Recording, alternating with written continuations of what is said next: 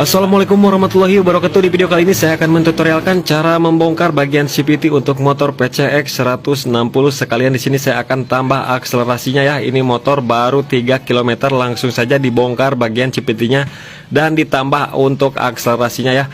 Oke, kita gunakan kunci 8 ring ataupun ring pas ya untuk membuka koper yang baut 8 di bagian depan supaya tidak membuka bagian koper bodinya ya. Nah, cukup kita buka menggunakan kunci 8 pas, itu bisa ditodong. Kemudian perhatikan di cover CVT-nya ada kabel, kita lepaskan kabelnya. Kemudian kita gunakan kunci ring ya yang bagus untuk membuka baut di bagian depan. Nah, ini udah terlepas ya, tinggal kita buka saja baut-baut yang ada di bak CVT-nya, semuanya kita lepaskan ya teman-teman. Jadi nggak perlu bongkar-bongkar bodi ya, ditodong juga bisa. Nah, oke, ini udah terlepas semua, tinggal kita lepaskan ya teman-teman. Nah, seperti ini. Ini masih baru ya teman-teman, 3 km. Langsung bongkar CVT. Nah, seperti ini udah lepas ya teman-teman. Nah, di sini ada packing, ada Bosch ya, Bosch center 2 biji. Kemudian kita langsung buka aja mur depan menggunakan kunci 22 ya. Kita lepaskan seperti ini. Kemudian mur yang bagian belakang kita buka menggunakan kunci 19. Nah, dalamannya pun masih bersih ya teman-teman, jadi nggak perlu dibersihkan karena masih bersih, belum ada debu-debu. Tinggal kita buka semua komponen-komponennya ya seperti ini.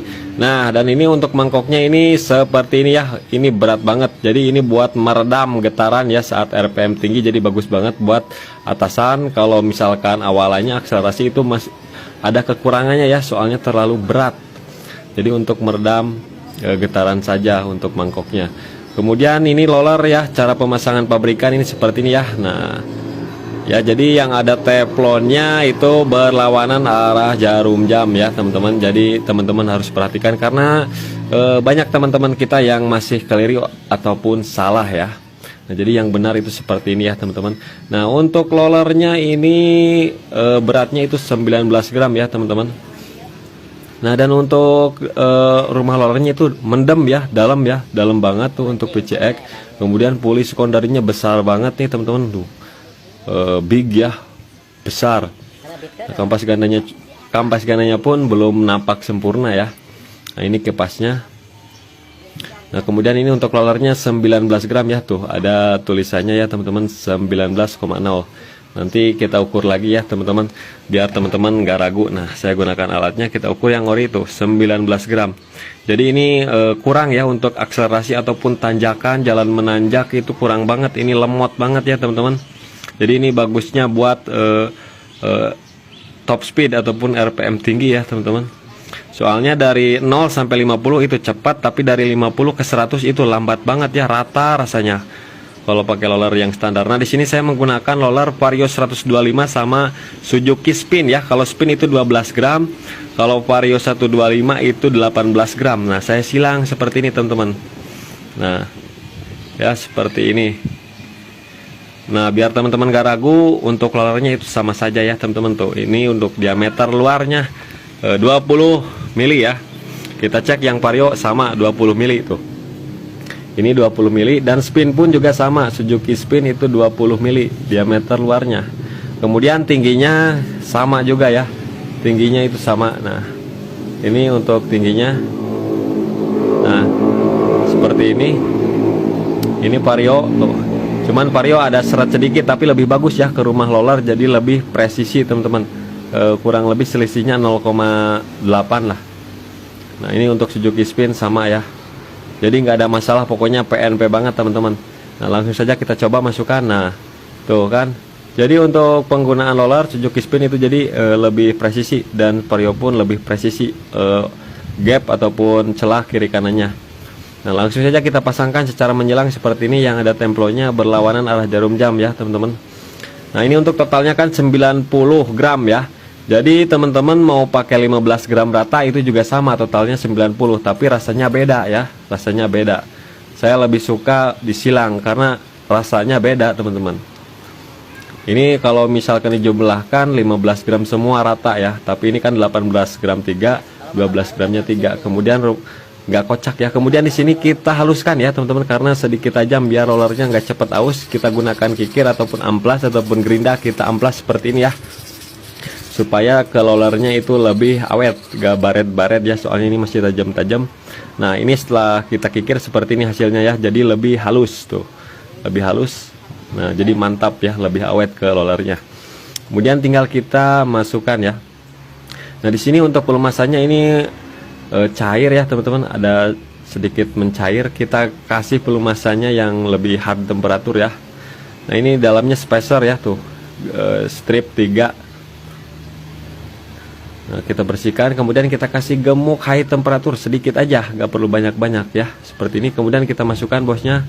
Nah hati-hati ya pemasangan bosnya, jangan sampai rusak sealnya ya, hati-hati saja, jangan sampai melipat, karena rawan melipat, jadi harus berhati-hati masukinya. Nah oke, udah masuk, udah lancar, nggak terlipat ya sealnya, tinggal kita lap, bersihkan. Nah kenapa kok saya nuruninnya jauh banget ya rollernya, dari 19 gram menjadi 12 dan 18 ataupun kalau total 90 gram. Karena saya ini buat ngejar tanjakan ataupun akselerasi ataupun boncengan beban berat ya teman-teman. Jadi kalau buat teman-teman yang di perkotaan mendingan turunin aja jadi 17 gram rata ya. Jangan ikutin video ini kalau misalkan teman-teman pengen tanjakan sama boncengan, ya udah ikutin saja video ini. Kemudian untuk rumah rollernya itu sudah tidak ada sirip-siripnya ya, udah kayak bubutan seperti itu teman-teman. Langsung saja kita proses pemasangan ya. Pasangkan, di dalam tidak ada ring ya, tidak ada apapun, tinggal kita pasang seperti ini. Panbel kita pasangkan, kita majuin ke depan ya supaya tidak kejepit. Pasang kipas ataupun rumah lawan rollernya, ring, kemudian pasang ring dan mur. Kemudian kita kencangkan ya. Nah di sini saya menggunakan tracker, saya kencangkan di torsi 60 Nm ya. Standar kan 59, toleransi 3 Newton, mau kurang mau lebih itu tidak apa-apa karena ada batas toleransi. Oke, sekali jetrek udah langsung kencang ya teman-teman. Tinggal kita proses pemasangan pulis kondari. Nah ini untuk bearingnya masih banyak gemuknya ya, nggak perlu diolesi karena masih banyak, ini baru 3 km teman-teman. Oke, tinggal kita pasangkan seperti ini tuh, keras banget persipitinya, bagus, jadi nggak perlu ubah persipiti karena ini juga udah keras teman-teman. Oke, tinggal kita pasang mangkoknya seperti ini. Kalau misalkan mau dilubangin boleh dilubangin ya, mau 4 biji 5 biji itu terserah teman-teman, supaya debunya keluar. Oke, kemudian tinggal kita kencangkan ya menggunakan kunci 19. Saya torsi di angka 50 Nm, standar itu 49, toleransi 3 Newton kurang lebih. Oke, nah jadi untuk PCX 160 itu mangkoknya berat banget ya, lubang-lubangnya sedikit, jadi si debunya nanti banyak di dalam. Maka dari itu buat selanjutnya nanti kita bor saja ya, supaya debu-debunya tidak menyangkut di dalam, supaya terbuang keluar. Tapi ini bagus banget buat meredam getaran ya teman-teman di RPM tinggi karena bebannya berat. Oke, ini udah dihitupkan ya, udah oke, suara pun halus. Tinggal kita pasang tutup CVT 2 buah bos, perhatikan. Tinggal kita pasangkan ulang ya teman-teman.